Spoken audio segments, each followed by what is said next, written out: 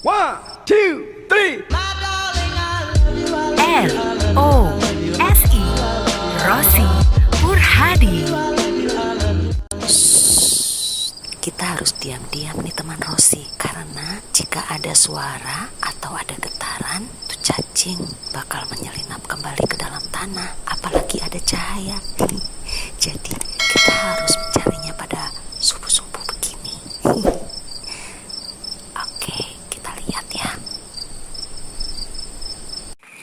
Oke, kita coba di sini yang sudah kita tutup kotak, kita buka. Nah tuh kan teman Rosi ada. Oke, kita harus pelan-pelan sedia tempat ya. Wah, kalau teman Rosi harus mengikuti perjalanan kami dalam mencari cacing, ini vlog bakalan seharian ditonton. Ntar teman Rosi bakalan minggat dari ini channel. Jadi udah lumayan sih yang didapetin. Nah, sekarang sudah pagi nih.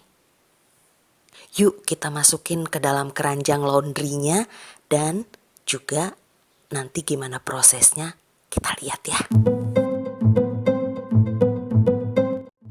Setelah saya mengumpulkan informasi tentang strategi cara mencari cacing dengan gratis, karena kalau kita beli lumayan tuh buat menguras kantong. Nah, jadi saya mulai perburuannya dengan mencari informasi tersebut. Ternyata teman Rosi yang paling baik untuk mencari cacing adalah pada malam hari atau pada saat gelap. Kalau siang agak susah sih kita mencarinya, karena cacing tanah menghabiskan waktu pada siang hari dengan membenamkan diri di dalam tanah, dan pada malam hari tuh cacing bakal muncul ke permukaan untuk mengkonsumsi materi organik. Dengan begitu kita akan mudah untuk mengumpulkan cacing pada malam hari tanpa perlu menggali seperti kalau kita lakukan di siang hari kan.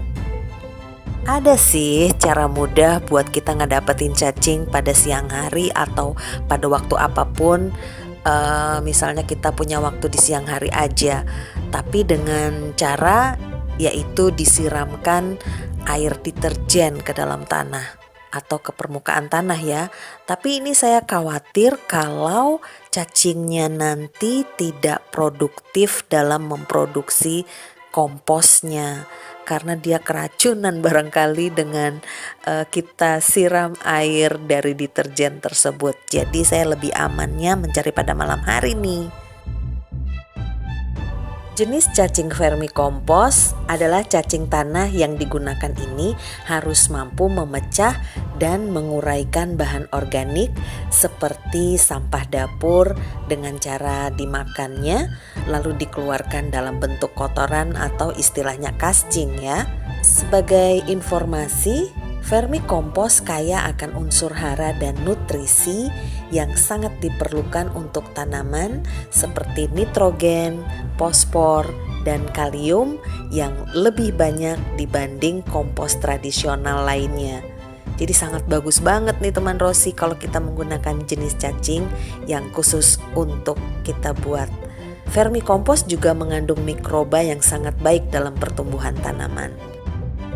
Membuat vermikompos atau pupuk kompos cacing merupakan salah satu solusi yang tepat dan cepat ya teman Rosi dalam mengubah sampah rumah tangga menjadi pupuk yang kaya hara. Pembuatan pupuk jenis ini biasanya mengandalkan cacing tanah.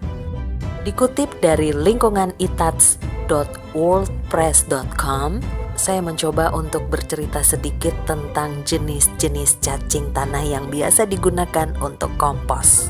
Lumbricus rubellus, Eisenia foetida atau red wiggler, kemudian Eisenia hortensis, Perionyx hexavatus atau Indian blue, kemudian Eudrilus eugeni, African night crawler atau istilah lainnya ya. Nah, ini nih penampakan dari cacing-cacing tersebut.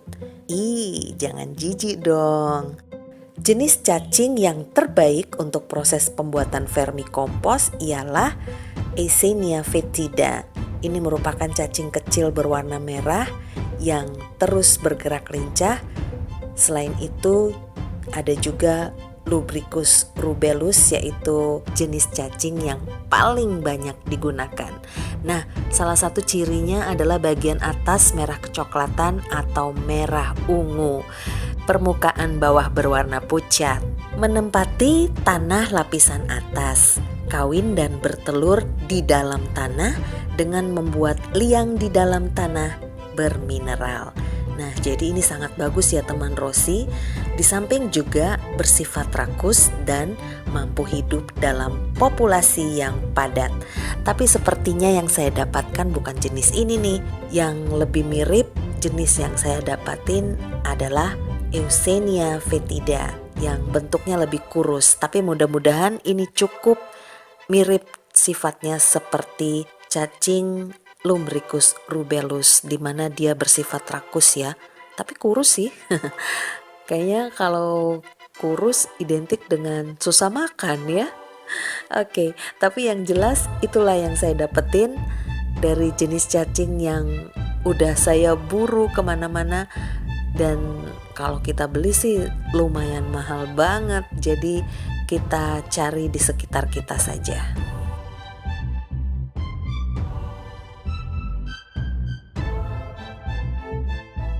Nah, setelah cacing udah terkumpul, udah siap pada masuk ke dalam tanahnya, kemudian kita masukkan sisa sampah dapur kita.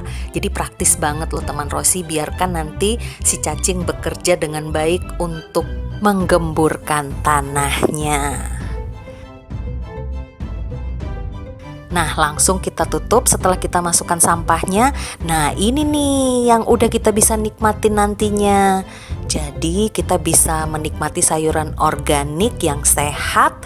Terus juga modalnya sedikit banget, kita bisa mengelola sampah organik rumah kita menjadi lebih bermanfaat. Ya kan teman Rosi? Rugi kalau teman Rosi nggak mau mencobanya. Untuk paling tidak bisa mengurangi biaya belanja kita. Setiap harinya sayurnya juga sehat, bisa kita nikmati. Oke, terima kasih ya teman Rosi untuk menyimak channel ini dari awal sampai akhir. Jangan lupa untuk di like, komen, dan juga subscribe. Bye-bye.